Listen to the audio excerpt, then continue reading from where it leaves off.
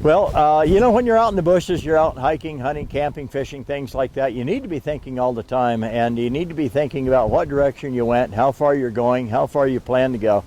And, you know, you always need to plan in your mind that you're going to go about 15 miles further than you actually thought you were going to go. Why? Because you'll prep for it. You never know, you leave the vehicle, you know, and you're just going to take a 2-hour walk along a river. Well, you know, you might fall in the river or something. You might get washed a mile down the river before you get out of the river. You know, you're maybe disoriented. You might be hurt. You're cold. You know, you're soaking wet, things like that.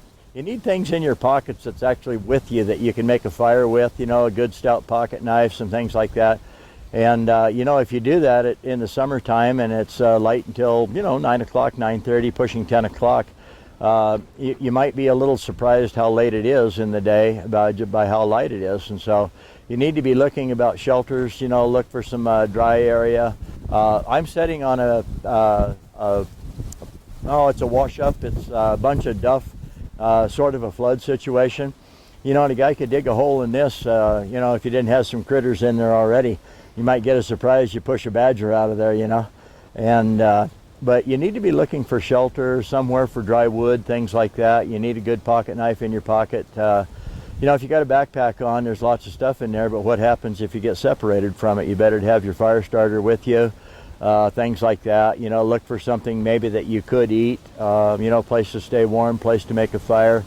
And just be aware, you know, if you're in a canyon, things like that. If it's flooding season, you don't want to be down too low. You could be sound asleep. You have a little bit of rain. You're not thinking about it. Next thing you know, you get 10 feet of water down on you. So, you know, you need to think about those things. You know, you need to wear substantial boots when you go. You know, a lot of people take off in just tennis shoes, and you can get in trouble pretty fast. It's pretty easy to get hurt out there, to twist an ankle. Low top shoes, you jump off a rock, that would be nothing. You twist your ankle real bad and you're 4 miles from your vehicle. You know, that's not a good deal. You know, so take a little bit of stuff with you. Be conscious of where you're going. Don't get into box canyons. You know, these days our weather is changing so much. We get hailstorms. You know, I'm from Wyoming, Cheyenne, and every year Cheyenne Frontier Days gets hailed out. You know, we get hailed and snowed on, and we'll get 2 or 3 inches of rain, and you know, and that's part of what makes Cheyenne Frontier Days Cheyenne Frontier Days. It gets quite miserable, actually. I can't figure out, honest to God, sometimes I wonder why people go through it. But, you know, it's just the fun, the camaraderie, the horses, the, you know, just the smell of a rodeo, you know, the animals, things like that. It's the food, the carnival, you know, it's world champion cowboys, you know, the rodeo life, talking to people that do that for a living. You know, but you just always need to be aware of your surroundings, where you're going, how long you're going to be out there, who knows you're there.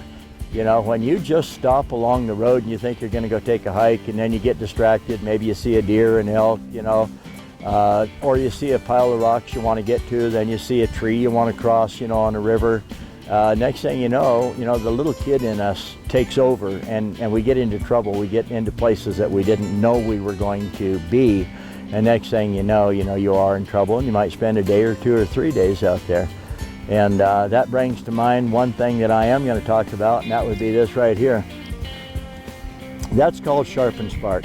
And you know, it's funny, the guy that invented it called it Spark and Sharp. Well, I took a liking to that name, and next thing you know, I'm calling it Spark and Sharp. Its real name is Sharpens Spark. Okay? It's a real good combination. Now, you're not going to carry that in your pocket. You probably won't even carry it with you. But boy, if you could have something like that I've been chopping on these trees with and stuff, that'd be a real blessing. So anyway, if you take your Sharpens Spark, which has on the top, or whatever you want to call it, I guess it's top, you have a V-notch, and that's a tungsten carbide. I call it a no bottom, you know, no way out, so to speak. You stick your knife in there, it's captured. You got very sharp corners just like it has right here. All right, so when you stick your knife in there and you draw it through there, which would look just about like this right here, you take your knife and you put it in there. You'd never hold it in your hand like this, but just to look at it, it'd look like this. And then you draw, and you can probably see it chattering, and that's stuck. So you got to be really careful about how you bring a knife through that V-notch. All right, the other side, which is actually what I call the open face. So if you have something flat, you grind it 90 degrees, you have 2 corners, one on the top and one on the bottom. And that's what I call the open face. You have the handle, okay, it's about 4.5, 5 inches long. And then in the handle, you have a part that unscrews. That's the black cap. You have your key ring, and that black cap is where the magnesium is stored. You have the end right there, screws in there like that, right in the handle. It goes everywhere you go. What a fantastic survival tool. I sharpened 43 different types of blades with that right there.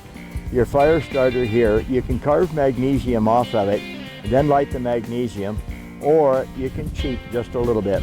Pick up a little tiny bottle of hand sanitizer. Why? It's 40% alcohol. That 40% alcohol lights like gasoline. So you take your kindling, get a little kindling up there, a little bit of dry stuff, take your hand sanitizer, squirt it down in there, give it about 5 seconds to soak in a little bit, and then all you need to do is just give it one good flick, like that. Another one. See the sparks?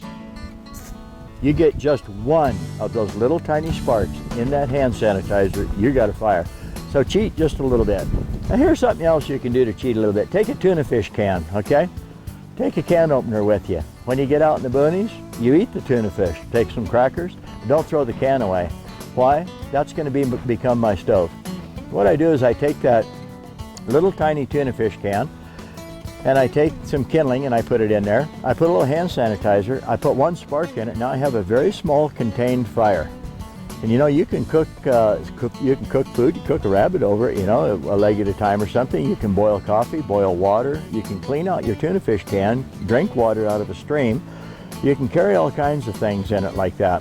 But one of the most important things that you can do is even in your tent, you just take some sticks, you know, just take some things like this right here, a little bit more of it, put it on the tent floor, and all you got to do is put that little tuna fish can on the tent floor, on your sticks, build a little tiny fire, and inside my tent, I can have a fire, and I won't freeze my fingers. I can make some coffee, I can do a lot of stuff like that, just because I have that little tuna fish can.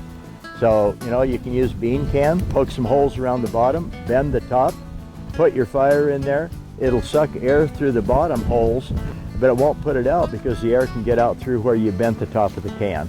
You know, and that's pretty ingenious. So there's a lot of stuff that you can take with you that'll help you survive if you prepare just a little bit before you leave your vehicle, house, whatever you're going to do.